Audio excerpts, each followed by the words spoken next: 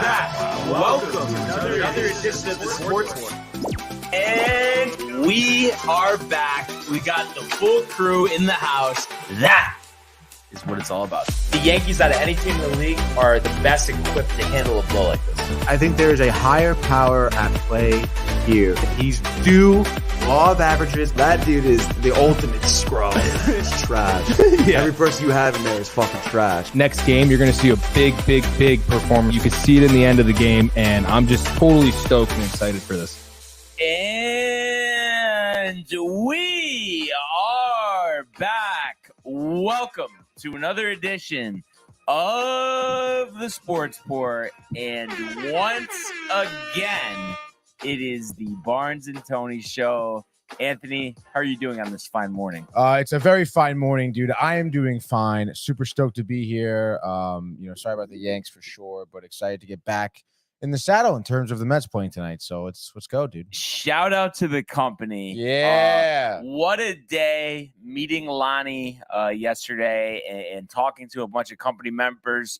Speaking of which, let's go! Josh chiming in here saying let's go. He's fired up. He's saying rep the company. So we love to see that. But yesterday, I want to say, we could not have hit it on the head more. I know, dude. So sick. Between the extended show, talking to all the company members, then the driving range. And I have to say, Tony, very impressed what you were doing with the driver towards the end there. Well, you know what, dude? I was listening to you. I really focused on my grip and keeping it straight. And I do think maybe on my downswing, I was kind of twisting my wrist something. No, because I've gone through some tough times, and I think about it, and the hand's completely turning over. And we know Josh is pumped up too because he was saying he wants to join us for golf next time, right? Yeah, I think so, right? Yeah. I'm pretty sure that was him. So that's awesome. I know, dude. We gotta get out there, dude. Yeah, 100%. The par 3, it's so nice that is just off the table at this point. Oh, come on. They blew it. I wish you heard that guy talking on the phone, really? Especially Michael too, would have been so pissed. He literally goes, and Lonnie coming in saying, "Let's go, let's go." Here we go. Michael coming in hot, comments all over the screen. We can't even keep up with them. Yeah, Michael wants golf, bowling, and a full day of drinking from Josh. Oh yeah, that's right. Josh is the 100%. I think all of us are down for that. Michael, par 3 blew it, he said too. I can't believe, honestly, dude. No. So let me run back the conversation. Yeah, you guys were talking with Lonnie when I called. And so literally the guy answers the phone and I'm like, "Hey, how's it going, man? I just was wondering right now if there was space for 4 of us." And he goes, "Today? Oh, let me tell you, man, we are so busy today and going for it. You need a tee time. We got camps here every day. So you definitely need a tee time. No way you could just walk on here." That sounds a bit excessive. Wouldn't you say, Brian? Exactly. And I really wanted to end the conversation by saying, I don't even want to come here to begin with. And then you're going to talk to me like that? You really should have. You should be like, "Hey, you know what? Not for nothing. My friends who don't golf a lot wanted me to go here, and I didn't want to. Your place stinks, and now I'm happy you're saying." You really should have went off the guy, honestly. No, I really wish I did, because that was embarrassing. But you know what? I think it's a good thing. I think, playing a full course is the way to go. Get the driver out, especially the way you were hitting the driver yesterday. There's no way, Tony, that you want to go golfing and not be able to pull that thing out of the bag. Yeah, no, I'm actually kind of excited about it, dude. That's by far the best drives I've ever had. Yeah. It's pretty sick. So, you could thank Keith at Sterling Farms. He's the one who turned me on to that. Speaking of thanking, Lonnie in here saying, once again, thanks for yesterday, guys. It really was a sick time. Really a day stored in the memory bank, dude. Likewise. 100%. We talked about it right after you left, Lonnie. We were in our group chat. We were saying just what a day. Really couldn't beat that. He loves that we had ice cream. It was so dope meeting you, having the ice cream. And we know many more times ahead. Get Josh in the mix as well as a slew of other company members. I know we can probably feel the whole baseball team. 100% at one point, dude. 1,000%. 1,000,000%. I feel like you don't have it anymore. No, it's gone. What's the deal with the board these days? I mean, do we have any bites other than prefer being a robot? Oh, wow, dude. Yeah, I got a bunch, dude. Come on, stop. But we lost the buntings, we lost the Pierre. There was a time where there was a board malfunction and we had lost some really good bites, dude. The Pierre-Luc Dubois, which is a shame, dude. It is. It is.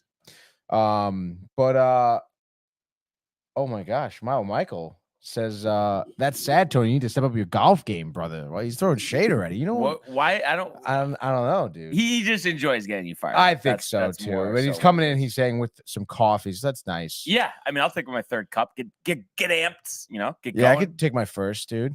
I thought we talked about this, Tony. What happened? Yeah. I was running a little behind. Stayed up late last night. By the time watch the end of the Yankee game. I was trying to watch some of it, dude. But I don't know, dude. I was so full last night, bro. I was just like, I could not move my body. It was crazy. And let's give a special shout out, Southport Pizza. Oh yeah, you guys crushed it last night. I guess I had the Sicilian one other time, but for some reason last night, compliments to the chef. That pizza, the sausage with the peppers, like that was so good. So much flavor, the right amount of garlic, and then the Sicilian pie, crispy. Lonnie throwing a little scud at Tony here. Yeah, dude. Hey, man, it's tough, dude. The white shirt on yesterday too. I normally am pretty good with the sauce. I don't know where it came from. Who knows? Maybe it flew over from your side of the table, Brian. Okay, you never know. You never, ever. No, that's for sure. I'm glad Lonnie enjoyed it, dude. You know what? And I'm surprised too. He went with calling you out for the shirt versus me, like the eating pace. Yeah, I was thinking that's where he would have went. Though, he's probably laughing about that right now. Yo, absolutely, dude. Absolutely. That's so funny. I don't know what I hear more, that or my golf swing. Like, hey, man, cranking it. I don't know if anybody ever told you, but you got like a crazy swing. Do you get that a lot? Like every time. Literally. Wow. I'm like, yeah, I've heard that a couple times before. That's so funny. Yeah, dude. That's good stuff. Lonnie knows what he's talking about. 100%. That's for sure. So, once again, yesterday was great. Really appreciate Lonnie coming through. My mother coming in too. And can't wait to meet everybody. It is an Italian thing, that's for sure. But I feel like while spirits are high, instead of just like jumping right into the debacle that is the Yankees, and once again, Lonnie's cracking up me talking with the Yankees.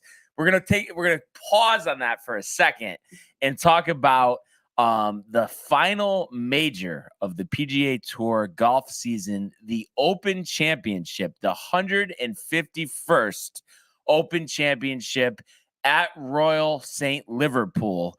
And you think about the majors that we've had so far this year, kind of following suit of what we've seen in recent time, where it's a different winner each time. Each time the person wins, we feel, oh, this is going to be something sustainable. They're going to win the next couple, and it's been a different person every time. John Rahm winning at the Masters, and it's been a shame for Rahm. I think it's been quite more of a struggle than him or anybody would have imagined since that Masters win. Brooks at the PGA was great. The U.S. Open at LA Country Club, Wyndham Clark seemingly coming out of nowhere. Brooks complaining about the course. So it is going to be interesting to see all three of the major winners from this season, competing for the fourth major.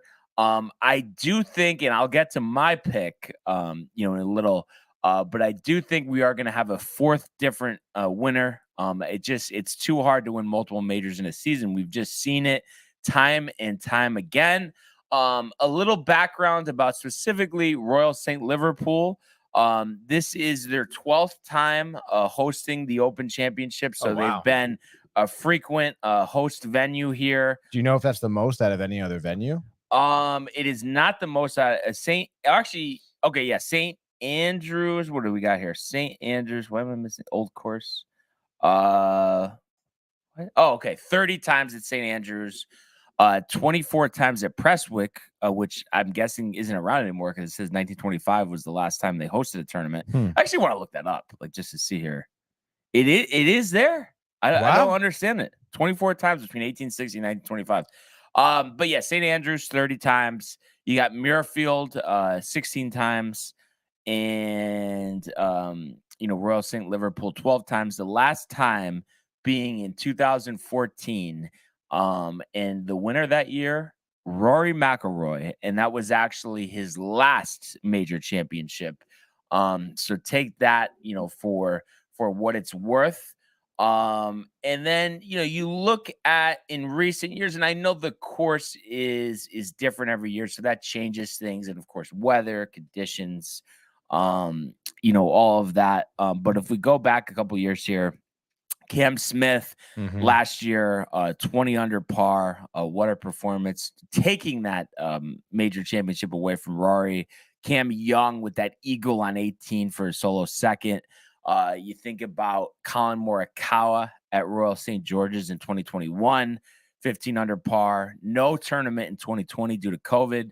2019, Shane Lowry, a dominant performance. Who saw that one coming?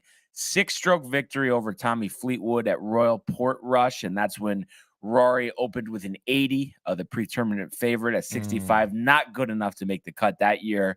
You had Francisco Molinari winning in 2018, 8 under par. Tiger in contention in that one, but faded away late. 2017, Jordan Spieth's last major championship, 12 under par at Royal Birkdale.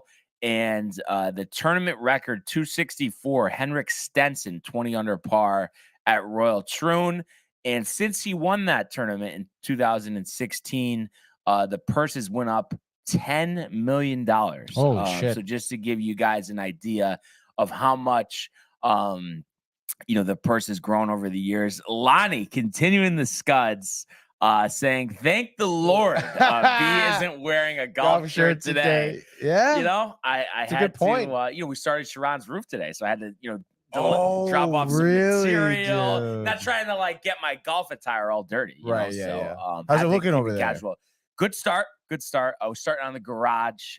So good to get that old wood roofing. You don't see that too much in this area. Wow, but dude. Easton, that they're big on wood roofs over there. So, the stuff was all brittle, algae stained. So they're really looking forward to, upgrading the exterior. That's for sure.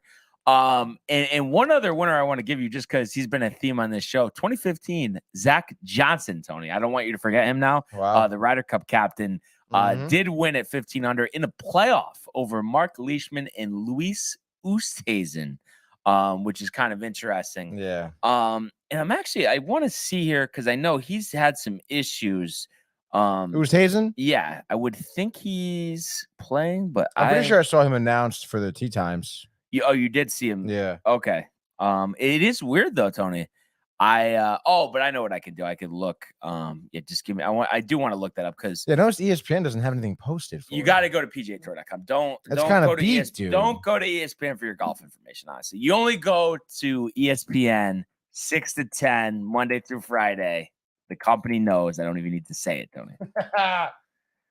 But yeah, they have full tee times, and then you can sort by the tee times here, and if this would ever load, I would be able to get us there.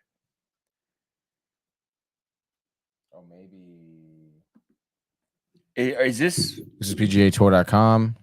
So you click on the Open Championship, then you go to field, and then there's that search button, which I'm going to put in right now. Someone's name. Yep. Oosthuizen. Yep. He is in the field. So I know he's had some troubles. I think he had the WD from the Masters, and I'm pretty sure, because he's fallen so far in the world rankings, being over at Live, this is the only major that he can compete in, unless, he happens to win this one or have a good showing here.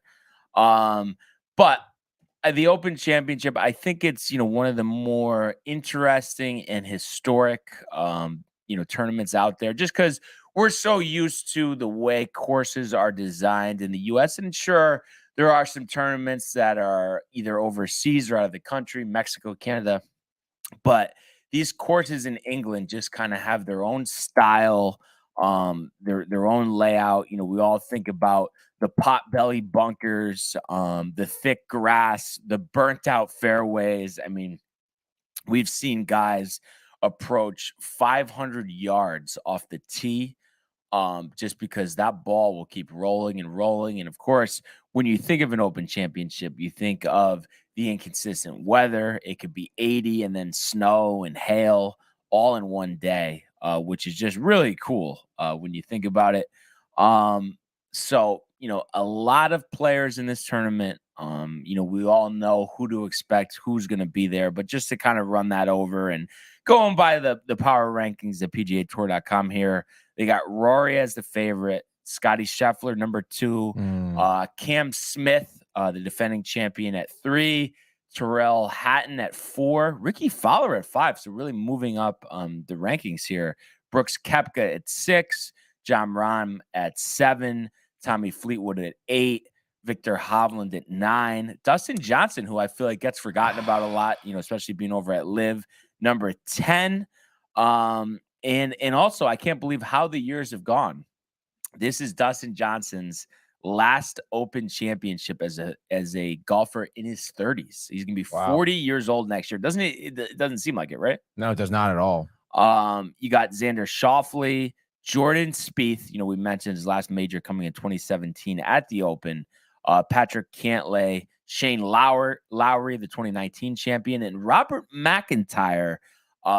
He's only 26, narrowly missed winning the Scottish last week before Rory finished with birdie. Just missed out on special membership to the PGA Tour. Obviously, a win here would give him that, as he looks to make a name for himself. And what a performance he had. I believe it was a 63 that he had Sunday, at the Scottish Open. You also have Matt Fitzpatrick, Colin Morikawa, Justin Thomas. We mentioned Luis Oosthuizen. And it's amazing too. There's been a lot of change since 2014. So back then, holes 15 through 18 were par 3, par 5, par 4, par 5. Since then, they've created a 136-yard par 3 that is now on 17. So the field will walk off 5, 4, 3, 5. Additionally, what was always a par 72 across 18 holes is now a par 71 with respective to 9s of 35 and 36. The change was made to the 10th hole, which is now a 507 par 5 or par 4. When it played as 532 par 5, it was the easiest hole on the course.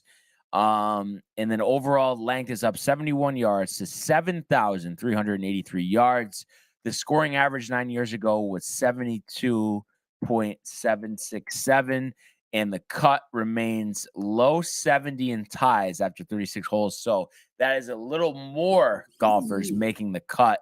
Typically, it's 60 in ties. So to go to 70, that gives more players a chance. And as I mentioned, record purse $16.5 million. Winner will bank $3,600,000 FedEx Cup points. He'll also be exempt into the Open Championship through age 60 and the 3 other majors through 2028. A victory also yields the maximum 5-year PGA Tour membership. So, needless to say, Tony, a lot on the line here. One thing that gets me a little sad, and I know the less you have of prestigious tournaments, the more unique, the more special they are.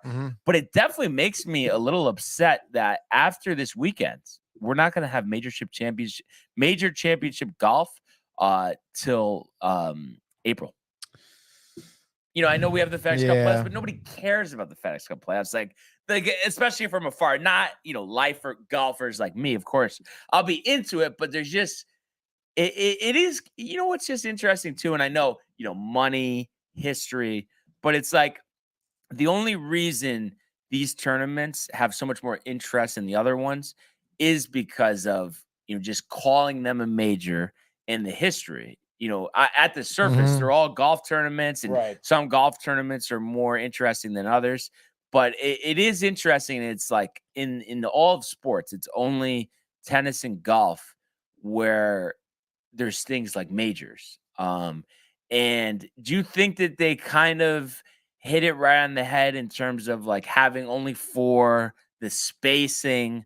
Do you think it's good for golf, or do you think that it also hurts the other tournaments because they're not a quote unquote major? No, I mean, I don't know. I don't think it hurts really anything. I think the spacing seems to be good because, it gives some of the, I guess, younger, newer guys to the tour or less experienced or, however less talented, however you want to put it.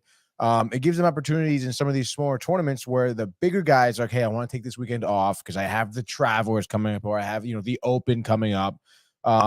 So again, I think it creates more of a competitiveness, throughout some of these tournaments. And I don't know, I think the spacing is well enough where, some of these golfers can be like, hey, I want to play this tournament. I don't care. Or, take the week off. So I think the spacing is fine. Whether or not that you want to add more, is that what you want to add another major to the calendar later? One thing that they've said in this, it wouldn't be later, but everybody, and I've said this when we've previewed it, everyone kind of considers the Players the unofficial 5th major. It's always at TPC Sawgrass. The purse is always the highest out of all these tournaments. There is prestige there, right? But I guess whether it's a major or it's not a major, there's going to be prestige, and there are other tournaments. I guess it's like, just thinking about the rest of the schedule, everything else just sounds like almost like it doesn't even matter. I mean, just giving you the rest of the schedule. Tell me if anything stands out here. So next week, 3M Open, TPC Twin Cities, Wyndham Championship, Sedgefield Country Club, FedEx St. Jude Championship, TPC Southwind in Memphis, the BMW Championship in Olympia Fields, Illinois, and then the Tour Championship in Eastlake, Atlanta. I mean, Atlanta sounds nice, I guess. Right. The Twin Cities, that's kind of cool. That's August 24th, so a month of tournaments that are, and then they haven't released anything past the fall championships. Which a lot of the top golfers, take off. I mean, we do have the Ryder Cup in September. I'm sure you've never been into it before, but this year it is in Rome, which is kind of interesting. We don't usually have golf over there. Could you see yourself getting into the Ryder Cup this year? Yeah. It's in Rome? Yeah, it is pretty cool. Are we golfing in the Coliseum? We might be. Marco Simone, a golf and country club. Wow. Sounds nice, dude. So I don't know. I don't know if there's a perfect answer to it. And before I ask you, Tony, why and who, I'm just kind of curious, if you were a professional golfer, how would you, how often would you play? Of course, I'm guessing you would play all the majors and the elevated events, but other events, would you play those frequently? How would you design your schedule? How much rest would you want? I mean, well, what am I competing in these majors? Am I one of the favorites going You're in? Top 10 golfer in the world. Top 10 golfer in the world. I mean, I don't know. For me personally, I would try and play as much as I can, realistically. I don't know what I mean. I don't know. It seems like a lot of these golfers don't golf a lot outside of the majors, it seems. Right. So, they do. But it's, it's not every tournament, and some have a lighter schedule, than others. I just think from my perspective, I mean, for the most part, once the PGA Tour season starts, and really it starts before, the Masters in April. Right. So, call it March, with the Players, I guess, or even a little before that, February, March area.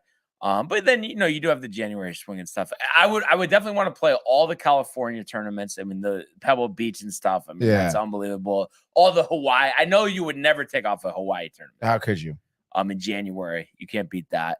But I feel like I would play I wouldn't take off more than 1 week per month, and I would probably take off less than that.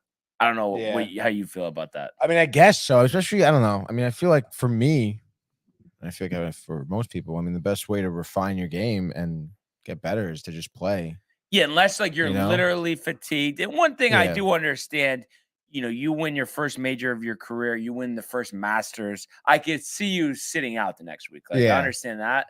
And other than having an injury and feeling, extremely fatigued, other than that, I mean, I'm always out there. How do you think the fact that you would have to walk the courses would affect you? I think it's different when you're just like a, casual golfer like us, because you still have to, cart around, or I guess you could do the remote control bag or whatever. So the fact that you don't have to carry any of the clubs and they're cleaning the clubs or I mean, it's completely fine. Honestly. Don't you think it's a game changer versus like if you're carrying your bag? I mean, just forget about it. Spitting on your clubs. Yeah. I mean, you saw. Yeah. You saw how well that worked, Tony. That's all I'm going to say. It did work. I can't wait to see that on video. Oh my Did we get like a close in on the saliva or not? I think so. Wow. But all that being said, I've given you a while here. I saw you looking up some names. I haven't. I guess just because I saw you look them up, I don't know if you're going to take them or not. But I do have one name that I think you're going to take. I don't know. The guy I was looking up. Well, yeah, I guess it's kind of blown. So whatever. I'll just let you say who you want to say. I even said that. And it's funny actually because I think Josh is looking to see. He's interested in my pick specifically. There's a lot of pressure, I guess, right on me for this pick because I've been getting a little lucky recently. I know, dude. I really want to go with Victor Hovland because I've been kind of following him along, and I think he can be pretty strong. But I don't know, dude. I got a feeling on this one, and I'm gonna go Tommy Fleetwood. Just looking up, some of his statistics, even from just this season, his results, I guess, haven't really been exactly what he wants. I think he's only had 3 cuts this season, but he's been placing pretty high. He's tied 3rd at Valspar. Most recently, at the Scottish Open, he was tied for 6th. The U.S. Open, he was tied for 5th. Wells Fargo was tied for 5th as well. RBC Canadian Open, he plays 2nd. So I mean, he's been kind of teetering on winning a tournament, and he's done it seems like historically pretty well at the Open, just because ones I've noticed in previous years, tying for 2nd, tying for 4th, coming in 10th. And that just as of recently he shoots pretty well. For the Englishman, obviously I'm sure he's, familiar with the territory here. We do have, some weather coming in. It seems like. Did you talk to Debbie Duhane about this? Or not? I wish I did, dude. But it seems like, I don't know if Debbie Duhane's reach goes, beyond, the tri-state New England area. But it seems like Friday's gonna be pretty dry, and then Saturday, Sunday they expect rain with some light wind. So again, like Brian said and alluded to, I think the weather is going to play a factor here, and I think the 32-year-old is going to come out on top to get his, first win of the season. Do you want to do your sleeper now or after? Well, I mean, I guess Victor Hovland was not necessarily a sleeper, I guess, right? Yeah, I mean, give me do some more homework than that. Let's go Oosthuizen. Why not, dude? I feel like it was someone who we were constantly talking about being, not being able to close, whatever, coming in 2nd, blowing it on Sunday. Lonnie says Debbie does traffic. Wait, but she never has done weather? No, because usually like those things are blended together. Sometimes it blends in because she talks about gusts of wind flooding in Upper Connecticut. There's going to be closure. So she's got a little weather in her repertoire, Lonnie. Come on. It crosses over for sure. But give me Oosthuizen. I guess last week Rory finally closed. Maybe Oosthuizen could come from behind and close. Who knows, dude? All right. What do you got, Brian? I'm interested to see what you got over there. So it's against my better. Dude. I'm like, I got 2 guys that names are just coming right to mind. I would say, he said Dave used to the traffic. He says no, Dave used to the traffic. Do you know what he means? No, used to do traffic. Used to do traffic. Used to do the traffic. Okay. But I guess okay, let me just put it this way. Oh, he means the weather. He does the weather. The weather. Okay. I think maybe thanks for the clarity. Lonnie's still fucked up from all the pizza. I think at ice cream. But I want to take Brooks Koepka, but he hasn't won one of these tournaments before. Seems like he just does his best work at the other 3 majors. Yeah. And Michael would be riled for this, Ricky. just because it's Tony symmetrical. Uh-oh. Being that the last time he won a major championship, it was here. So give me Rory McIlroy. It all comes full circle. The heartbreak at St. Andrews last year, the riveting win the last back-to-back, week dude, at the Scottish. I don't know if Rory's ever went back-to-back, but I could tell you, Tony, that he's gonna do it this week. And I know it's like too chalk. It's too just copying the previous week, but I gotta go with Bob McIntyre as my sleeper as well. What a performance. I think the momentum is there. Obviously the European, he's comfortable playing over there, and I think he's gonna have a nice performance this week. All right, dude, let's see it. What's your thoughts on like those two guys? Like, how do you think they're gonna do this week? I don't know. I think Rory's gonna do really well, but I don't know. It's so hard for me to think that he's. I understand. He won the Scottish Open. He's been due. But I don't know, dude. To see him go back to back after all the struggle he went through to even just get one. I mean, sometimes you leave the window open, Brian. It pours. Yeah. But I don't know, man. I think I'm thinking like top 5 finish though. Yeah. Heartbreak or no? I think he's gonna be the heartbroken one. Like honestly. a couple over on the back 9 or no? Bogey on 18, something like that. I don't think it'll be him maybe shooting himself in the foot as it's just other people playing better, Yeah. Tommy winning his first major. Yeah. Does it ever like annoy you? I mean, we don't know for certain. As Michael. Thank you, Michael. That's gonna happen, or not. Michael, really appreciate it. But you almost get annoyed that and he's gone just like that. Just like the wind. You don't want to talk golf? A cool breeze. I really thought we had him like driving range. No, he doesn't care. We'll get him in later. He doesn't give a shit. But that there's no multiple winners during a season, or do you think it's just so tough? There's so much talent out of it. That's why we used to see that, but it's just so hard, and that's why we don't typically see that. Yeah, I think it's just that how hard it is. So tough, dude. Yeah. No, you're right.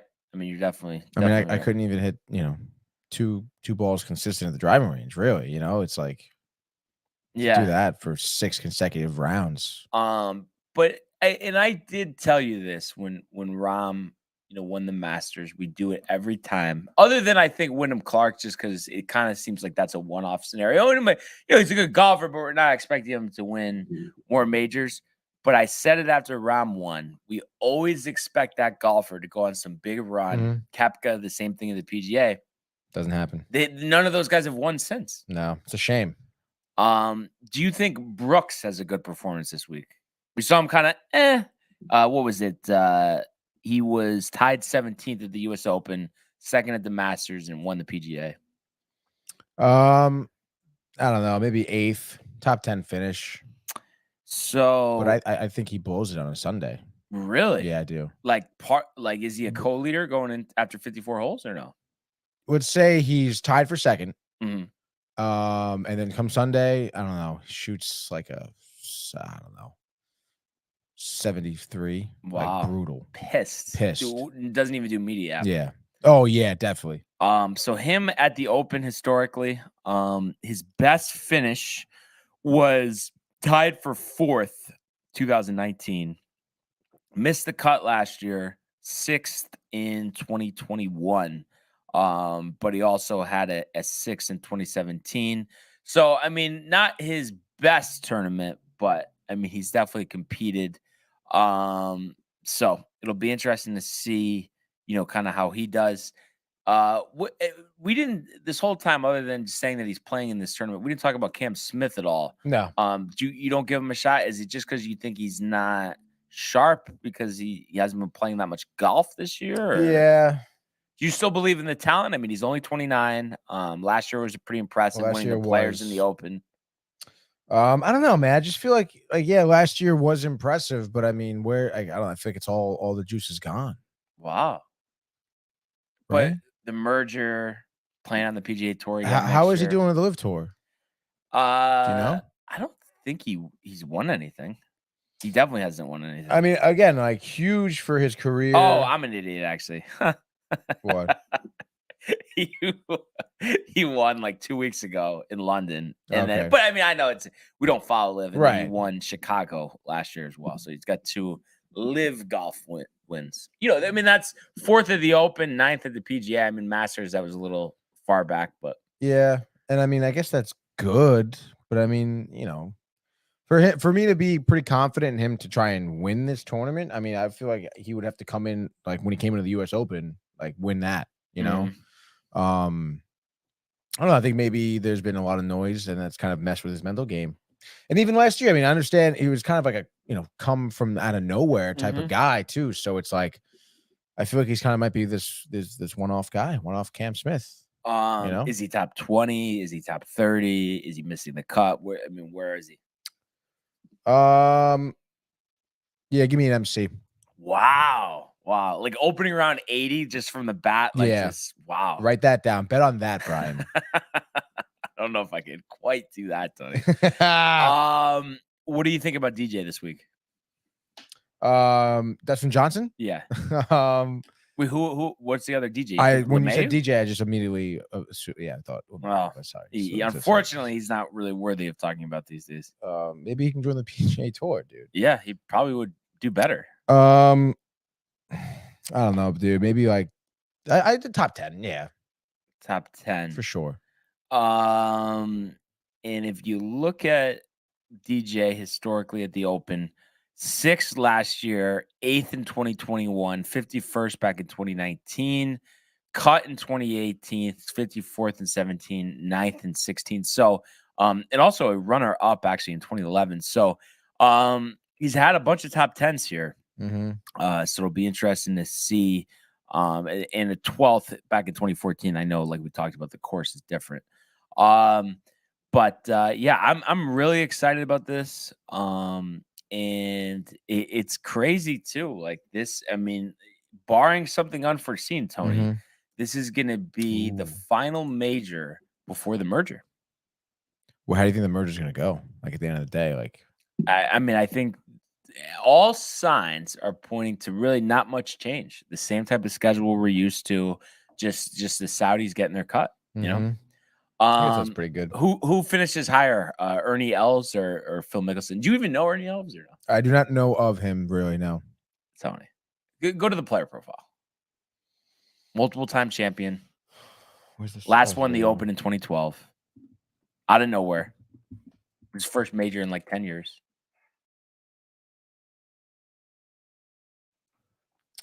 Oh boy. 53 years old. Was Tiger's rival back in the day. Really, dude? Yeah. 19 tour wins this season specifically. One event played. RBC Heritage tied 56. Legend, former Open champion. So no Claret Jug this year? I don't think so, dude. I mean, yeah, I guess he did well, you know. In 2012 was his last win. Wow. This is the guy you want to bet on? No, I you know me. I get right. You know, he's nostalgic, dude. How many? I mean, I'll look on here. Major career wins. He has 19. Major championships. I know he's won 2 Opens. Does it not tell you? Okay, so he's won 2 Opens and 2 US Opens. 2nd at the Masters, 3rd at the PGA.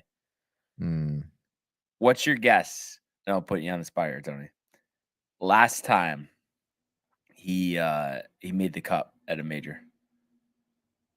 So he made the cut at a major. Yeah. Well, I obviously know it wasn't this season. What year? 2023. I would guess pre-COVID. Let's say 2017. 2019. 32nd at the Open Championship. Okay, Open Championship. Man, we gotta get in the mood. Yeah, you know the championship. We could have done more. I mean, maybe we will towards the end of the week. We'll talk about it. Yeah. But you know the stuff that they say, level par, and I mean you yourself and Michael too. We get very riled for the European announcers because they do like co-coverage, whether it's on TV or on PGA Tour radio. So you get fired up. That's all. Just wanted to tell you. But yeah, Ernie playing most of his golf on the senior tour was second at one of the majors there this year, the Regions Tradition Championship. So wow, still playing on the Champions Tour. And I do actually want to give a shout out. I didn't get to this yesterday. I know, we kind of had a loose format yesterday, but Steve Stricker did win I believe it's his third major of the season, Tony. Wow. On the Champions Tour. He is unbelievable. He was competitive on the PGA Tour, but was never, like a world number one. He just won, some bigger tournaments, some world golf tournament champions. But he has 6 senior major championships, and like I said, 3 this year. That's pretty impressive. And just to give you a track record idea, so if you go back to last year, these are the finishes in all the majors that he's played in on the senior tour. Mm-hmm. First, second, first, second, first. Holy shit. I mean, that's pretty good, dude. Yeah. Consistently good. So, and then how old is he? He's 54. And then by winning the Senior Players Championship this past week, he gets automatic entry into next year's players. We saw Jerry Kelly. Remember, he made I think he's 56 or whatever, but it was the record for making the cut as at the Players Championship. What you think he's gonna beat it, this guy, next year? No, because he's younger, actually. But I think I can see him making see him making the cut. What year do you qualify for the senior tour? 50. Oh wow. So Tiger's got a couple years. That's pretty young, dude. It is.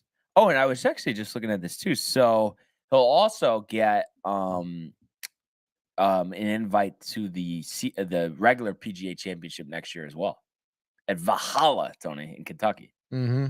So Valhalla. I mean, I just think I like that they do that. Honestly, yeah, that's cool. Because we forget about these guys, once they get older. But I mean, you got to give it to them. We've talked about it so many times, but the fact that you can compete at that age, and I think too, and I've mentioned this. Guys think it's like just so easy to play on the senior tour. It's like these guys are just as competitive or even more competitive than they were on the PGA Tour, because it's like, the yardage is different, mostly 3-day tournaments. So it's a different game, but it's more suited to the way that they play. Not to mention, again, like if you're a golfer at 50, like you can be very healthy and mobile. Like it's not like these are old men, like barely making it way through 18. I just had a question for you.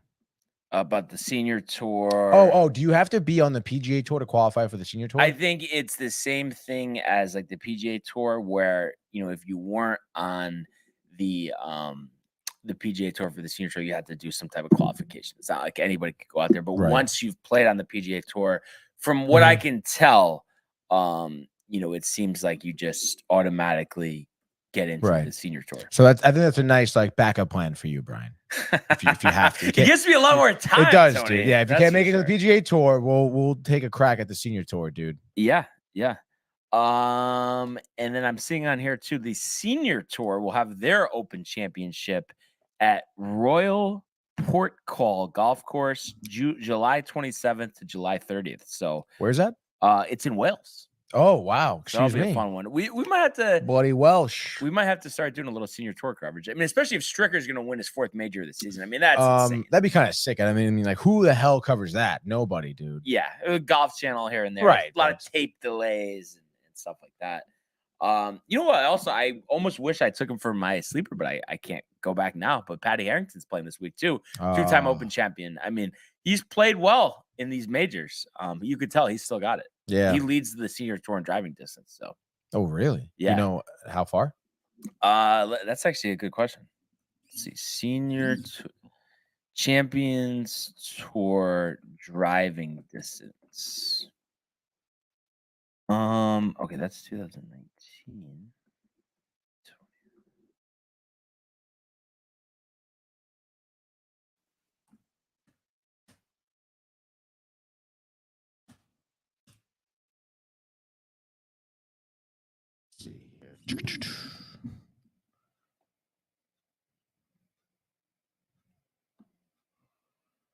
Steve Stricker, dude. Oh, what? Off the tee. Do off the tee. See? Up there. Off the tee. Yep. Bang, dude. Distance stats. Go down. 529. What?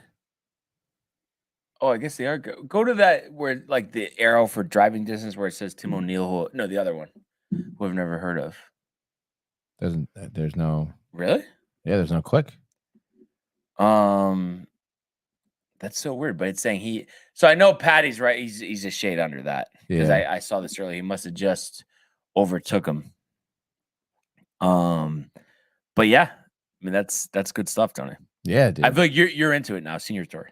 Let's one step at a time here, Brian. Okay, one step. But tell me though that since we started talking golf, that you don't know so many more golfers. Like you've heard of so many more golfers than you. Oh yeah, definitely. So something.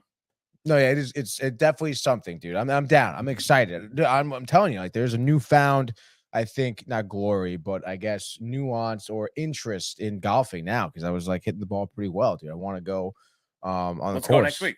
I'm down next Even week. If no one else wants to go, we're going. I would love that, dude. Yeah. Michael, let's see you put your money where your mouth is. Buddy. Yeah. Hey, listen, the clubs are staying in the trunk now. Okay, that's it. They're in the trunk. They're staying in the trunk. I always do that with the shoes, dude. Dead of winter. Clubs are in the trunk, Tony. Oh, that's a little crazy. Well, simulator. Oh yeah. But I don't like. It's one of those things. Like I don't like. It doesn't even come close to replacing the course. But once a month, I could get into the simulator. But I just can't do it as much as like playing regular golf. I will say, like last year, driving range a lot. Yep. Felt so good about my swing and everything. We played, and I got fucking distraught. But you can't do it because I always think back to it every time. I say, "Oh my god, that was a terrible round. Why am I even playing?" I've always been able to recover. So that's what you got to think about. Yeah, I'll try. There's always tomorrow. Can you believe, Tony? 46 minutes on golf. Yeah, that's a record. Yeah. That is even more than the Masters. And the Masters, I think you're right, dude. It has to be. That's unbelievable. We appreciate the company hanging in. I know they don't do the golf, dude. It doesn't seem like there's much golf there. I know, but Lonnie's around, dude. Lonnie's around. Lonnie's getting into it. The loose format from yesterday, telling us he was so stuffed, dude. Yeah, I'm glad he enjoyed the pizza, dude. I was a little worried. Oh yeah. That was good. I can't believe, by the way, the horseshoe too. Like that was a crazy turn of events. I know. With that, I forgot that they do live music on Mondays during the summer. Now we know. But honestly, Southport on Mondays is good. We'll do Southport pizza. Oh yeah, dude. Why not? Right? That sausage pie, like as good as the Sicilian was, that sausage probably the pet. Like I'm into the hot peppers now. Yeah, so that was my favorite from yesterday. And then how about the plain? I mean the garlic. The plain was so good, dude. Next time we gotta get their wings. We gotta try their wings next time. You've never had them? Never had them. Oh, okay. But now I've heard they have burgers now too. The ice cream too. We got to give a shout out to the ice cream. The ice cream was amazing. It put Lonnie over the edge. It really did, dude. And he almost didn't do it. But he almost didn't. He got the small and he housed that. But then shit. Michael had to go with the chocolate. Mix. Come on. There's no need for chocolate ice cream. You really don't like chocolate ice cream, huh? I just feel like it's never better. That's my whole thing. It is. Like, and I always, if I'm having something, I want it to be the best. And like chocolate, I'm sorry, it's just never better. It's bitter. It's and not for nothing. It's always like a chocolate bar is always better than chocolate ice cream. I feel like chocolate ice cream is not good. It's literally ridiculous. Not even close. Vanilla, dude. Chocolate syrup? Yeah, but caramel's better. Caramel, whatever. But I think caramel is a lot better. You put some Reese's Pieces on there, some Reese's Cups, dude. On and on. We could go. It's a shame. This is all good conversation, good vibes, and then we have to switch to the world of Major League Baseball.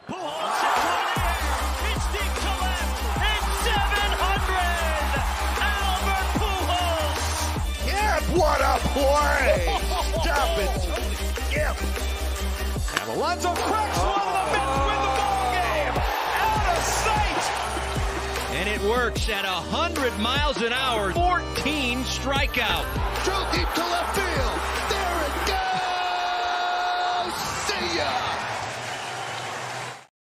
All right. So I'm actually catching you off guard with this, Tony. Before we get to the disaster, and I know I kind of stumbled over that one last night. That was the New York Yankees. This came across I guess it was last night I saw this, and I don't think I mentioned it to you. If I did, my apologies. But supposedly for next year's All-Star game, they are working on a Legends home run derby. And some names that they've thrown out there: Ken Griffey Jr., David Ortiz, Jim Thome, Alex Rodriguez, Albert Pujols. Pujols, I feel like, I know it's an extra year next year, but it still seems like give me another year before we're getting Pujols as a legend. He just finished playing. I'd rather see the other guys. Yeah. I'm not gonna. I fucking love that though. That's a great idea. Amazing. Are you kidding me? In Texas, so the ball will be traveling. Do you think though that they'll keep the fence the same for them? Yeah. You think they go aluminum bats? You think they're gonna need to? I don't know. I mean, just think about how long it's been since, like, Jim Thome or Ken Griffey Jr. swung a bat. You don't know that. Ken Griffey might be in the batting cage at his place. But I'm talking like a major hardcore league bat. You would think Ortiz would be the early favorite, or no? Definitely. Well, actually, I don't know. Maybe Ken Griffey, honestly. But you still think? I mean, I guess he was. What was it for? Like the was he the manager for the WBC? Yeah, he was. Yeah, I think he was too. But he's 53 years old. He's got to be cranking him. Last played in 2010, so 12 years removed. So you would take him over everybody, even if, let's say, Pujols is in there. Oh yeah, I don't know, dude. Pujols went on that tear last season. And the fact that he's played more recently, you have to give him the edge. Yeah. But that's something that I've wanted for a while. So I really hope that they make that happen. That's the type of stuff that like gets eyeballs, gets fan engagement, gets buzz. Tony, I feel like they wouldn't have brought it up if they weren't going to be like, yeah, it's going to happen. I feel like these players would be itching for it. Ken Griffey, Albert Pujols, like they would all love it. But since it's in Texas, I saw some other articles mentioning possibly Pudge or Juan Gonzalez. Ooh. And then A-Rod has the Texas ties, obviously. I would want to Pudge. I feel like would Juan Gonzalez would be good too, but I feel like Pudge, there's more fan interest. Right. So I kind of like that idea. How many are they having? Do you know like what the format? It seemed like it was 4 players, but yeah, I'm sure they could change it. Yeah. It'd be sick if they did 8. That would be sick. They did the old format too, which I feel like they will. Yeah. Because they don't want the guys like rushing and then like pulling stuff because they're swinging so fast. Dude, there's no way they can do time. Imagine they do that next year. Old format. Keep the other format for the other guys, and the old format works so well for the legends that the following they switch year. it. Yeah. It's meant to be. It's like Rory winning the Open Championship. Oh, wow. Wow, Lonnie, a lot of scuds today from Lonnie. Sleeping because of the golf, he seemed like he was loving life on the range yesterday, no? I think he was having a great time on the range, honestly. But I know professional golf, I don't think he's out there. Yeah, no, he says that the broadcast, watching it. Yeah, we'll get him there. Watching it is going to be tough. Don't worry, Lonnie. You're going to be surprised. Yeah, that's what I thought too, Lonnie. And Lonnie, I mean, you could give me some credit. I mean, we're 52 minutes in. I haven't mentioned the Yankees. Dude, he keeps talking. And the pizza with the peppers and sausage. He knows. It was unbelievable. Shout out to Sammy. I was so bloated this morning. Yeah. I went for a run. I felt like I was 10,000 pounds trying to run. Housed it, Tony. Oh, yeah, dude. Dude, you should have taken the slice home. I know you regret it. I know you regret it, Lonnie. Did you finish all of them when you got home? No. Oh, my gosh. So imagine. 2 more Sicilian than the regular. Did Jay tap into it? No. I told him, don't even touch it. I told him. Was he tight that he missed out? Did he say? Or? Nah, he seemed tired. Like, he was on the couch. Yeah. He was watching some lame show. Like, not watching the Yankees? No.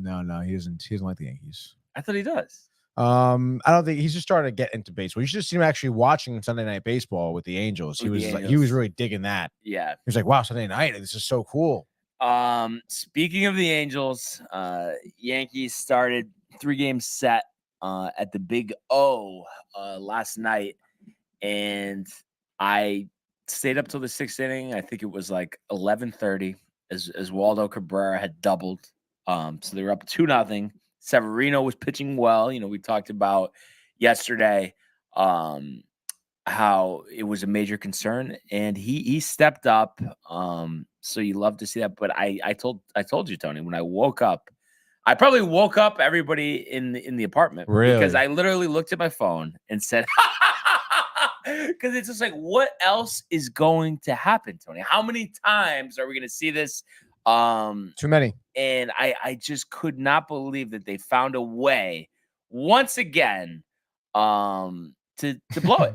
And do a couple more comments just to give me a break here for a second. Oh, okay, of course. So Josh B says, I watch all golf major weekends. Josh knows where it's at. That's why he's the prez, obviously. Yeah, of course. Well-rounded. And then Lonnie, of course, is asking me, is Tony wearing dark colors today? So just in case he gets another food stain from Brian, not chewing his food correctly. The thing is, dude. There's no evidence of me getting. I really think, come on, if the food was going to go on somebody, it would be me. It did not come from me onto you. No that way. stain coming from you is. Yeah, it's pure speculation. Yeah, you're getting a kick out of it. Anyway, Tony. So just back to this game for a second. So many things not to like. You look at the box score, 149 with runners in scoring position. So that's been a theme all season. And when Sean Casey came over, he talked about getting hits when they count. Once again, they don't do that. The only time they did get the hit with runners in scoring position, it was that Oswaldo Cabrera. Oswald Peraza making his impact being felt. 4 walks. The Yankees as a team had 6 walks. So him and IKF had the 6 walks. No one else had any walks. But the patience at the plate, taking pitches, working the pitch count. Now it was unfortunate that he did get picked off first early in the game. So he's got to work on that. But you see it in the field. You see the discipline in the batter's box, and nice to see him get that single as well, middle of the game. It's such a blessing that he's up. He's here for the foreseeable.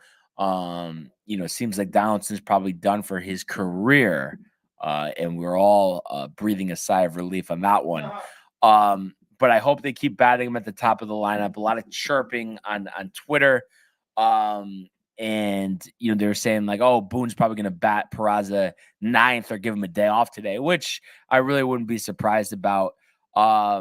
So you love to see that, as well as Gleyber Torres, another 2-hit performance yesterday. He has been on fire. It's like his last 10 games, he's hitting like 500-600.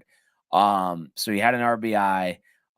So he's locked in. Stanton, of course, like they have to mess around with the lineup. They have to mess around with what we've seen work. And I think it was the 9th inning. He hit one to the track, but it's too much of a coincidence to tell me that he does not hit better in the field. And I really don't understand it, but 0 for 5, 3 strikeouts yesterday. Anthony Rizzo, it's time for the phantom injured list stint. He needs to work something out. There's no way he's not hurt. There's no way he's not hurting mentally, Tony.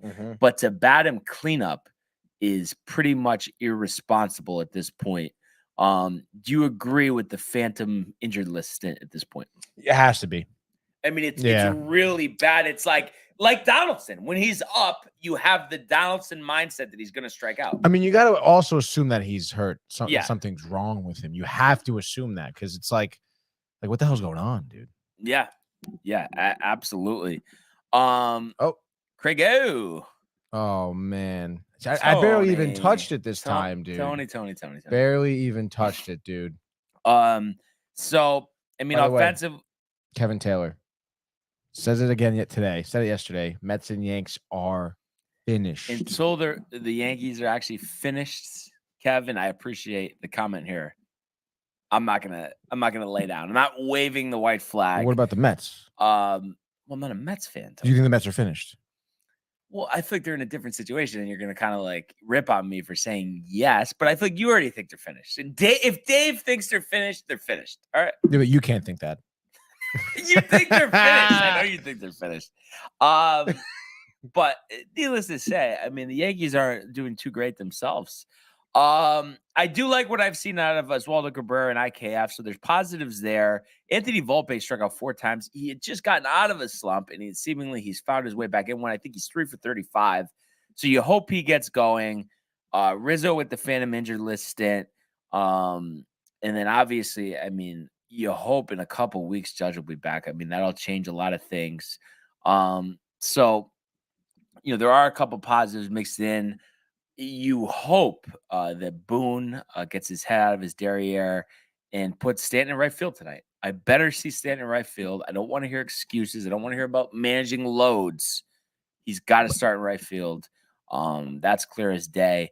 And the big controversy yesterday, Tony, Aaron Boone, I believe it was the 7th inning because Michael King had come in relief out of Luis Severino, who I said was great. You look at his final line, 98 pitches, 6 innings, 6 hits, 1 run, 3 walks, 3 strikeouts, and the 1 home run allowed to Thias.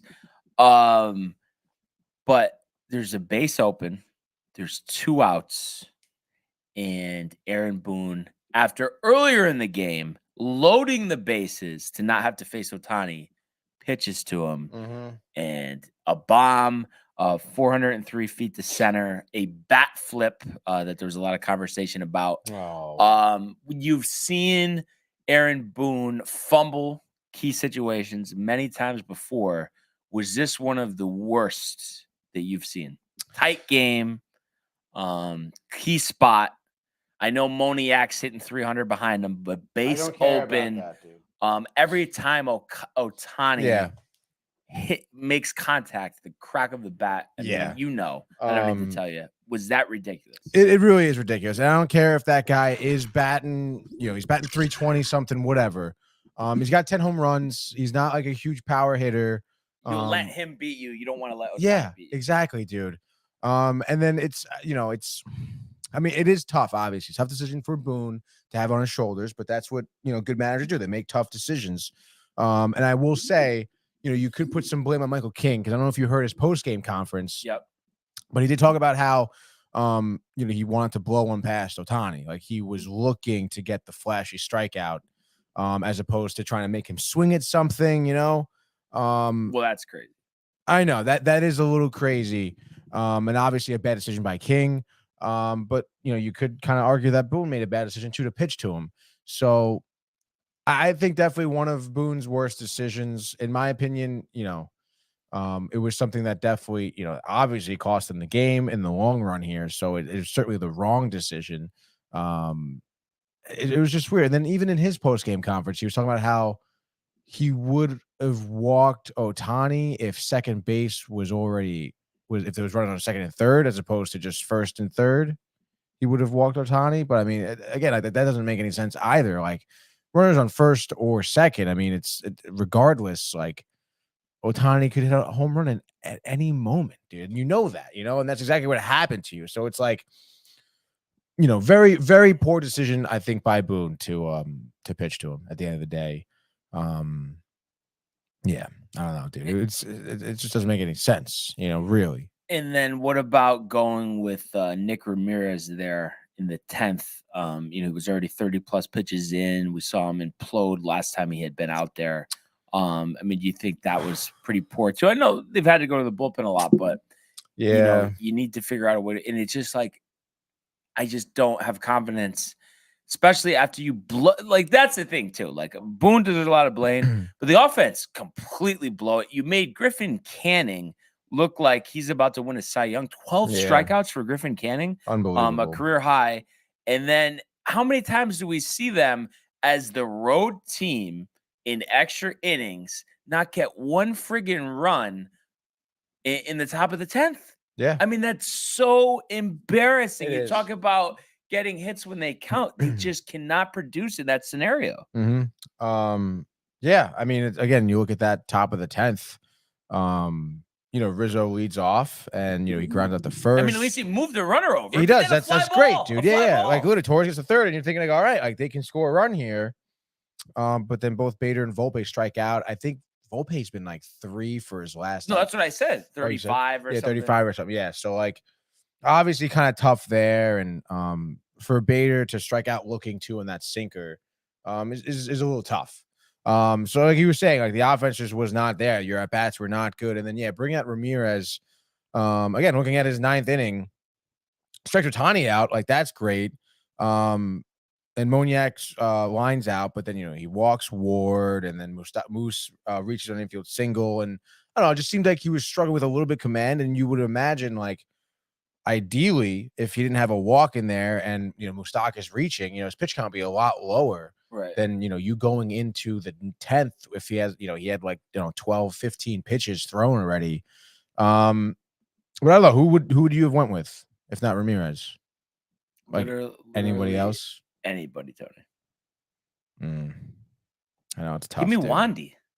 That guy can pitch every day. That's true. I just in a spot where there's no margin for error, where you can't give up a single. Nick Ramirez, I don't know, man. I don't think that's the right call.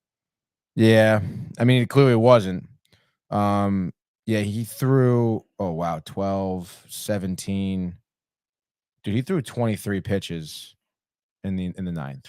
Yeah. What? I know he got the first two guys out. I get it. I know it's all hindsight, but the way he screwed us over the other day, the last guy I want pitching in that spot. Yeah, that's tough, dude. I wouldn't have done that either.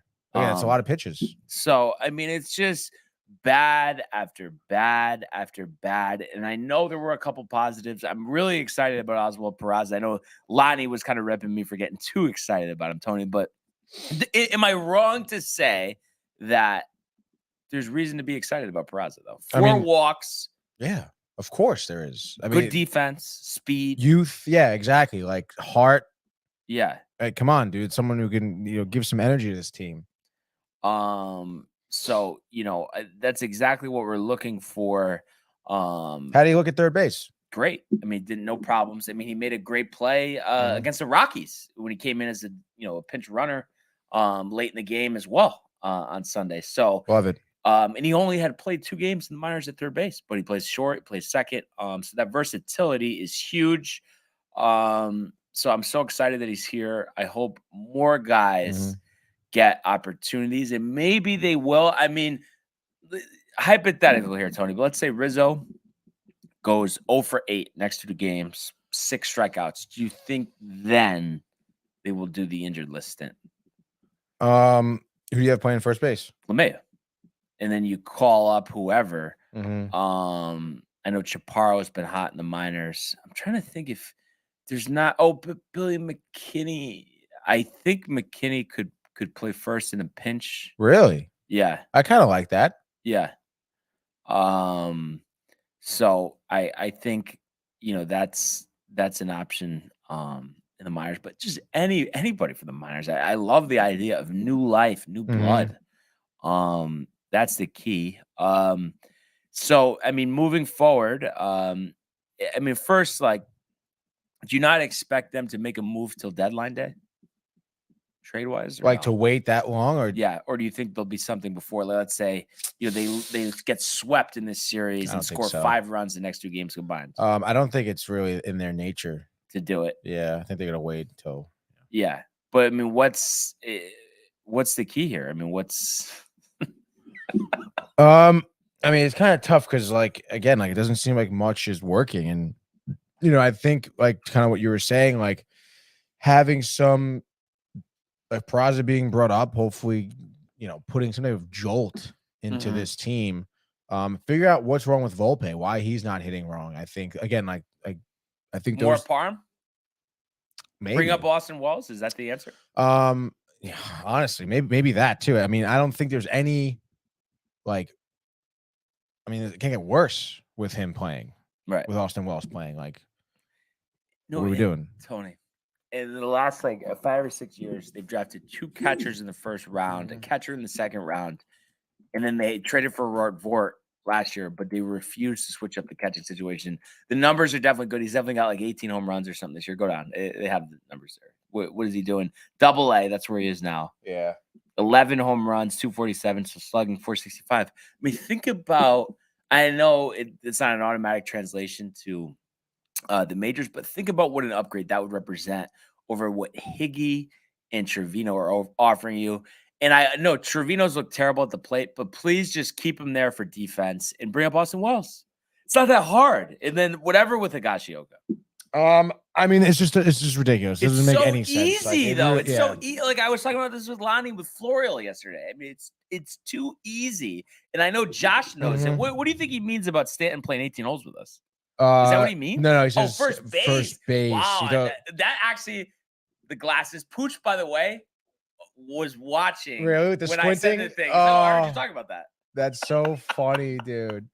No, yeah, Stanton to play first base. There's no way he has the stretch to get down there. Yeah, and I don't dude. want him making errors. Yeah, there's no way. But I mean, dude, look at Trevino's numbers. He's averaged 210. He has 4 home runs, 15 RBIs. Again, like, but he's so good defensively. Let him be your backup. Yeah, exactly, dude. And Higgins again bringing absolutely nothing. And I don't really think. I mean, does Cole still have that big? Does he really need? No, Trevino just started when he pitched. All right, so let's go. Bring up Wells. Wells and Florial, monumental, Tony. I think that's really honestly your key. Like, because I don't know, man. I mean, do you really want? Let's say you try to make a trade deadline. Like, I feel like you're not going to be trading a Rizzo. You're not going to get much for a DJ. You're obviously not. I don't know. Like, who are you really trading? Billy McKinney? Like, I don't know, dude. And obviously, you don't want to trade your prospects to bring someone good in, really. So maybe just bringing these guys up could do something, you know? Right. And not to be like chalk the season up to a loss, but I mean, don't you think it's worth to at least experiment with your younger players to bring them up and just have them have half a season and see what they could do? And they're talking about Willie Collins rehab, and I know he, like, of all the bad guys, he's not the worst, but I mean, that's a sick joke, Tony. And then how about Chaparro? I mentioned Chaparro. Oh, they don't like his defense. And all this stuff. 17 home runs. He plays third and first base. No. Why would we call him up? Yeah, I don't like that. No, let's have Billy McKinney play first when Rizzo goes on the injured list. It's ridiculous. And Jake Bowers is rehabbing too. That's good, dude. He was good, Tony, but I want Florial and Chaparro up here. I don't know more of these retreads, these minor league deals. They signed Jake Lamb to a minor league deal. I am going to be so pissed if Jake Lamb gets a promotion. Florial, Tony, by the way, 21 home runs, 291, slugging 585 for the Scranton Rail Riders. What is he, 20? He's 25? 25, yeah. Embarrassing or no? Yeah. Former top prospect in the organization, but 18 steals too. That wouldn't be nice. That's pretty sweet. He's had games this season, 1 game, and nothing. Hit 8. How many career bats? 54. I can't believe people try telling me that he's showing that he can't hit big league pitching. 54 at bats. That's crazy. So, I mean, in 2021, 20 at bats, he was batting 300. No, but he couldn't hit. I know 2022, I guess he has 35 at bats. He's terrible. Awful, right? That's tough, dude. Yeah, it is pretty tough. Any silver lining tonight? Back at the Big O. Anything? Herman, Patrick Sandoval. It's a tough pitching matchup, but I would imagine Herman, with the way he's been pitching, I mean, I don't think he should have an issue here. If Ohtani comes up every time with the base is empty, you just walk him right now. Honestly, I mean, if it's a tight game, yeah. Yeah. I mean, why not? Why wouldn't we were talking about this yesterday, about the walking every time. What is Josh saying? Josh has some words. Prez, what do we got? He says, Tony, listen to what you just said. You don't want to trade your prospects for someone good. What? That's what the Yanks aren't doing anymore, and it's been the same for how long now? And he says, play the kids or trade them. But that's what I'm saying. Play the kids. I feel like that's something also they haven't done for however long. It's giving the kids a chance. Obviously Volpe being one that they give a chance. And of course, he needs some work. But at this point, don't you think it's more worth to play the kids than it is to give them away and bring someone else in? I mean, I don't think there's just a lot of issues here. You're not going to be like, oh, let's trade some prospects away to get a Juan Soto or a Bellinger, or even, I know they're not going to trade Ohtani, but even like an Ohtani right now, it's not like you're not a Juan Soto away from being, okay, now we're going to be contending. I mean, you guys are last in your division. I think it's going to be more worth to bring the kids up, let the world see them. And I think, you're bound to strike with one of them, I feel, right. Between Florial and Wells, and having Peraza up too. One of them is bound to be really good. So I mean, like that's what I was saying. Is you got. But I think you could do the combination though. You really can. I mean, it's just you have to do it now before the bottom completely falls out. You know what I mean? And Bellinger. I mean, I just feel like he's meant to be a Yankee. The lefty swing. You think about him, and then if you get to keep Florial, which I imagine you would in that trade, you bring him up, and you bring up Austin Wells, and then maybe Dominguez closer to the end of the year if he's ready. Seems like he's been on it. So it's like the options are there. It's just a matter of not being stupid at the end of the day. What what type of package you're setting up for Bellinger? Yeah, what do you think? Bellinger, I think we go Everson Pereira and Trey Sweeney, and hopefully not, but if we need to throw in a pitcher. Actually, I was going to say Randy Vasquez, but we'll give him Brito. And I think that's more than enough. Wow, that is more than enough, yeah. Almost too much, honestly. Throwing Brito in there, I mean, it's going to be useful. Yeah, but I'm fine because I want Clayton Beater up soon.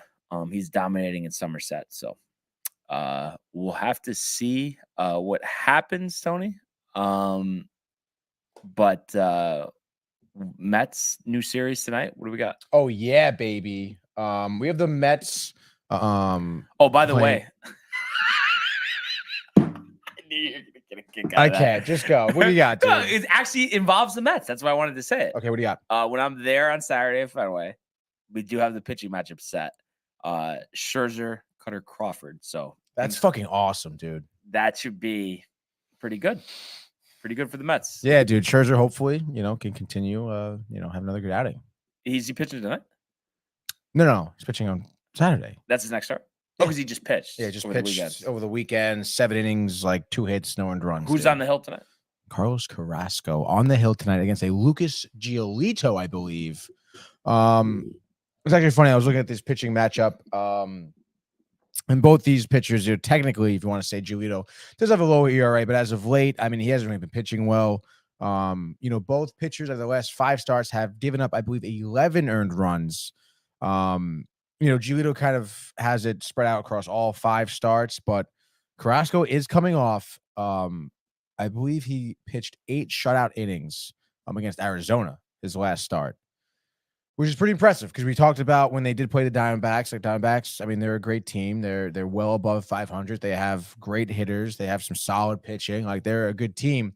So for Carrasco to go out there and dominate against that lineup, I mean, it's pretty impressive. However, I mean, it's the same fucking story with Carrasco here. It's like, he shows some life. His off-speed pitches his movement is great. His pitch selection is great. His command is great with all these pitches.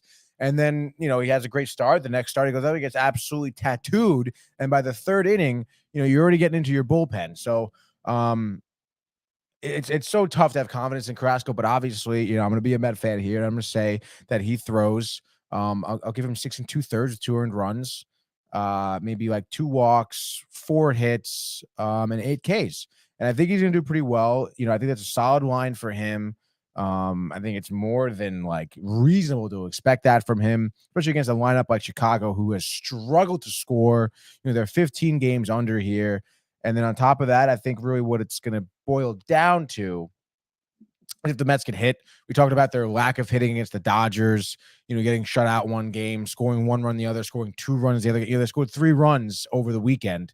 That's not how you win games. You want to average at least 3 runs a game, and they average it for 3 games. So it just wasn't good in terms of offense. And a big key of that, I think, I hate to bring in Alonso here, but I mean, he's been so lackluster in terms of being consistent and being able to get on base and having good his batting average is 207, Brian. I mean, honestly, at this point, I don't care if he has 26 home runs. You're kind of falling behind in the home run lead anyway. So it's like, just stop swinging at pitches that are way out of your strike zone. Just kind of choke up and get on base and just bring runners in, advance runners on the bases here. You have some guys who've been hitting really well. I believe Brennan Nimmo has had, 7 home runs in 18 games. So, I mean, he's been kind of heating up a little bit. He can score your home runs. He can get on base for you too.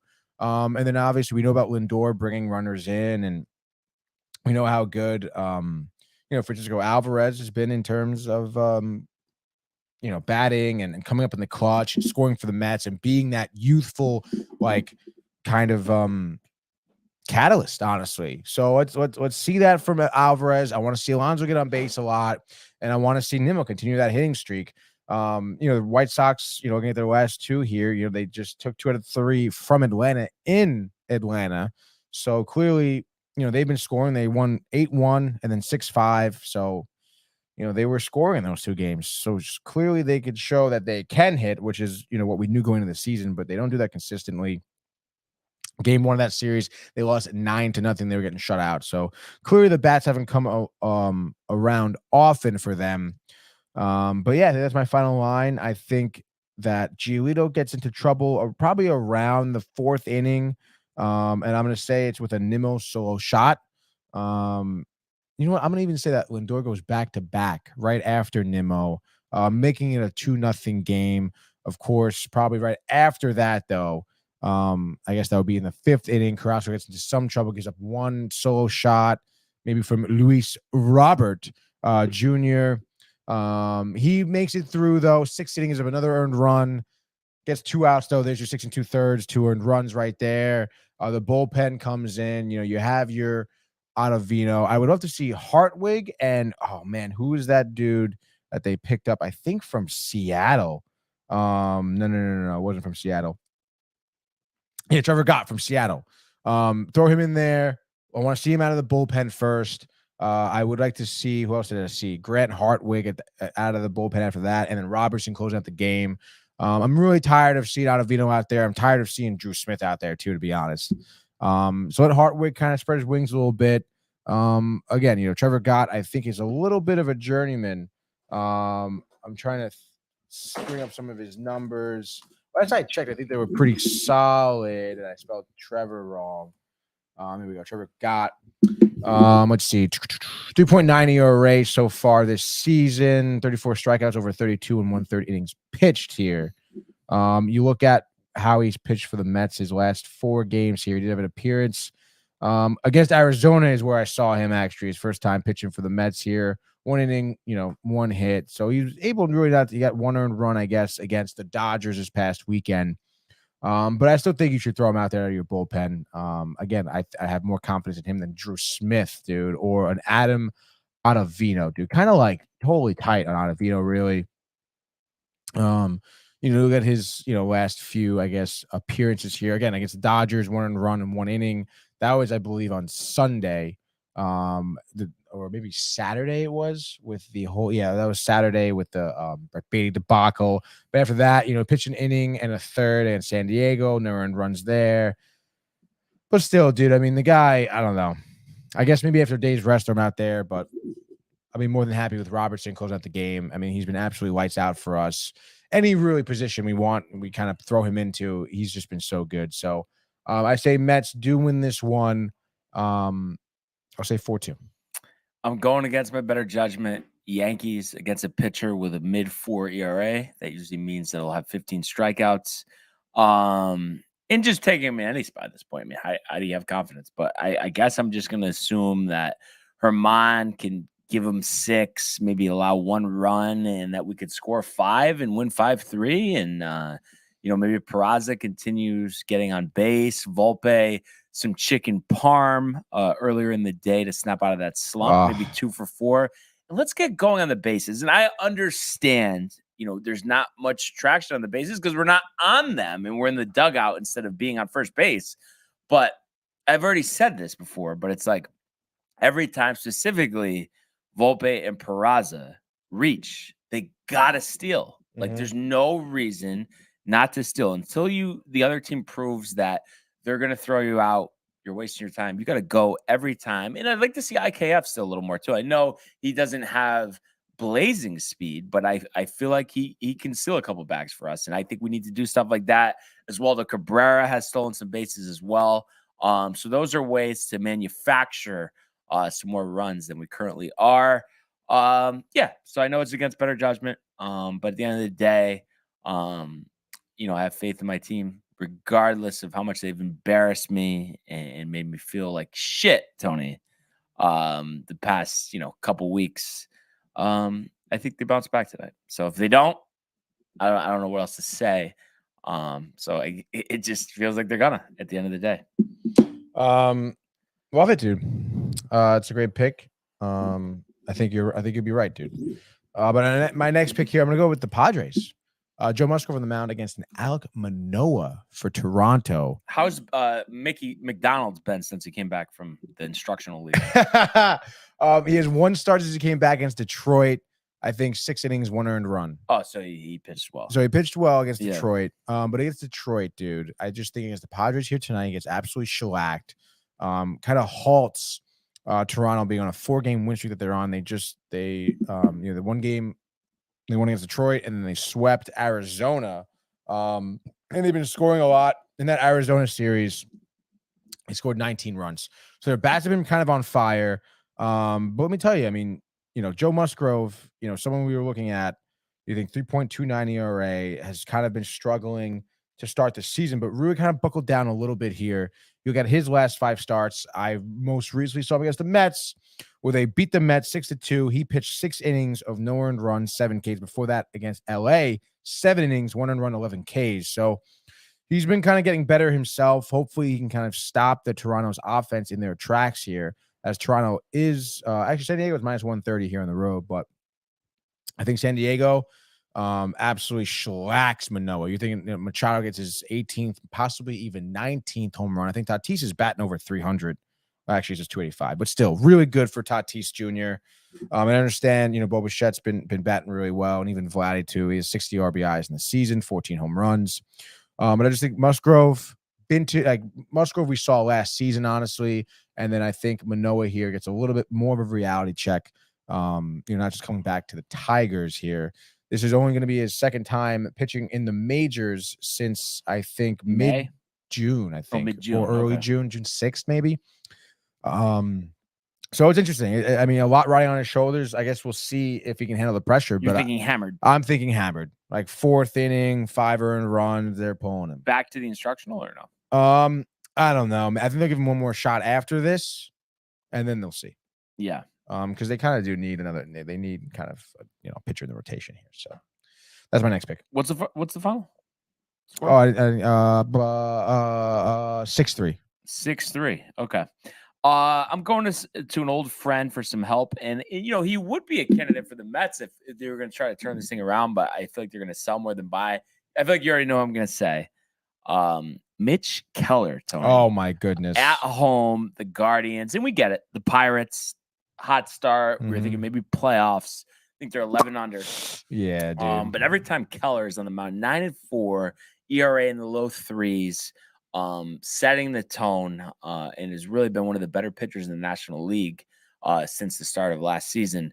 So I think he gives them 7 scoreless, 10 strikeouts against a weak Guardians lineup. Wow. And the Pirates 3-1 over the Guardians. How about that? I think that's pretty good, dude. Third final? 3rd and final. And I'm looking at the Red Sox A's. Red Sox have undecided against Medina, dude. Medina, dude. 6 scoreless, 10 strikeouts. You really think so? 26th win of the year for the A's tonight. No? I don't know, man. His last start was he struggled. I know, Tony. Pitched 6 innings, but 4 earned runs. Yeah, no, every time he's getting hammered. So it's just kind of tough, dude. And they're all losses too. So I mean, I guess I'll just go with the Red Sox. I'll give them 1 win here, because they're gonna get swept this weekend, so it's totally fine. But give me the Red Sox, whatever they put out there. I mean, it's Devers all day, 24th home run for sure this season. I think Medina could give you some length, maybe 6 innings again. I'm going to say 5 innings, 4 earned runs again for him. Maybe 8 Ks, 7 Ks over those 5 innings. But the Oakland A's fall to 25-72 as the Red Sox beat them 5-1. Astros by 20 tonight. No, not by 20, but I think they're going to blow out the Rockies on the road here. Coors Field. I mean, that should open up the bats. Alex Bregman finally hitting a home run the other day. Hunter Brown? Hunter Brown. Yeah, Hunter Brown. I think altitude aside, 6 innings, 10 strikeouts, maybe 2 earned runs. Love it. A professional team showing how to hit in Coors Love Field, unlike the Yankees were unable to do over the weekend. So I think it's 10-2. It's 10-2 Astros, and they show why they remain to be a force. And what do you know? A guy from the farm system that's younger, coming in, making an impact. What a concept, Tony. I've never heard of that. No. What's our scoring at here? 36-32. You last 2 weeks getting those extra golf picks. I mean, that otherwise the lead would only be 2, but I mean, the chance of you hitting a winner, I mean, unbelievable. And could you imagine Tommy Fleetwood kissing the claret jug on Sunday? I'm gonna kiss him if that's the case. Okay. What do you think of that tradition? Because they do that with the Stanley Cup or no? I don't think it's like a necessity, but they do it. Yeah. Like the kissing of the cup, though. I mean, what do you think of that as a tradition? I like it. Yeah. You know, especially for the Stanley Cup, because it's just like there's so much history on that with the cup. It's just like, you know, so many people have held it, some people have kissed it, and like it's just cool. It's just I think it's the coolest thing. I think it's the best trophy in all of sports, the Stanley Cup. Do like the trophies for the PGA events. I mean, they all keep them, no? Or they give them, like, what's the deal with that? That actually is a good. I'm not. Does really it differ? Sure. Yeah, I don't know. That's one I don't know. I mean, I know like for these majors. I mean, there's. Oh yeah, I should say golfers. That's right. There's one trophy, so I kind of feel like it's like they keep it till the next year. And I know, like, for Augusta, obviously, they still remain in possession of their green jacket, but it has to stay in the Augusta National locker room. Really? Yeah. Right there. Do they get to keep the PGA trophy? For 1 year, and then receives a replica. Oh okay, there we go. A replica at 90% of the size of the original. They make it slightly smaller. Well, now with the new money coming in, they'll probably give them a full size. Yeah. Well, maybe they just want to keep it different so no one is like, oh yeah, I have the real one. Yeah, that's pretty cool. Yeah, it's interesting. How confident are you 2 New York wins tonight? Honestly, give me a percentage. Oh gosh, dude. I mean, the Yankees have, you know, they're facing a tough pitcher. The Mets have Carrasco on the mound, dude. Both of us winning 20%. Yeah, I was just like 30%, dude. Like, we're delirious at this point in the season. It's tough. Like, holy we're shit. trying to hang in there. You know, but I will say though, dude, I mean, it's still very nice to watch baseball. Yeah, still, of course. Like, but like that never gets old. I know. It should not have to be like this. It should not, dude. Oh, other than that, Tony, and I'm getting the day right finally. And maybe I'm not. Maybe you're gonna like throw a curveball at me, but screen time coming up. Not today, dude. It was supposed to be. Yes, but we're going full steam ahead on the Michael K. Beach Bash. Michael K. Yeah, okay, so just like, back in the building on Friday for screen time. Yes, for sure. Yeah, okay. Basically, if there's anything differs, you know, you'll hear the announcement. But today we're like Candlewood after this, locking yourself at the table, dude. Definitely a mocha, dude. Yeah, absolutely. Maybe even a donut in on the way, and then mocha when we get there. And then another coffee after. And then another coffee, yes. And then I come home and I say, Jay, put the coffee pot on. Yeah. Yeah. Yeah. Jacked up Yankee game, 9:40. Yeah, Jay, we're staying up for that one, bud. Oh man. But other than that, anything else? Other than if anybody didn't catch Aliens 3 on the YouTube page, check it out. Sandy guest starring. Hell yeah, dude. Sandy on the thumbnail. Actually, there was something I wanted to mention from yesterday about today. From yesterday to I forget. Shout out to the company. No, dude. Well, obviously, yes, but forget what it was. So it'll come to me, maybe. Who knows? All right. Fair enough. We'll see. Fair enough. But needless to say, another great episode today. Shout out to the company one more time. Hell yeah. Appreciate all you guys commenting, liking, and subscribing. All of the archives on the YouTube page, Tony, Michael, Renee, and Costume, the merch, downtimetv.com. Want everybody to enjoy the day, enjoy the games. Let's go Yankees. Let's go Mets. And we will see you mañana. Hey guys, Tony here from Downtime TV checking in. I want to thank all our fans out there who's been liking, subscribing, sharing our content. You guys are the best. You guys are our bloodline. You make us love what we do. Thanks again.